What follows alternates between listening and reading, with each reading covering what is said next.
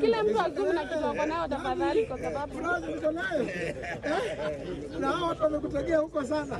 Asante sana, karibu. Karibu. Tunasema kazi. Kabisa. Wacha Mandela wanasema there's no visa is needed. You have to come there. Asante.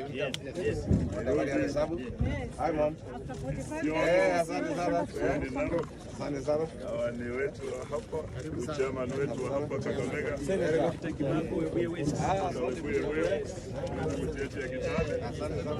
Huyu ni Gen Z anasimama Bungoma Women Rep. Huyu ni wetu hapa. Huyu ni Gen Z pia anasimama hapa Kakamega. Huyu anasimama Nairobi. Huyu Women Rep Kakamega. Karibu. Hizi tumefika kwa baba.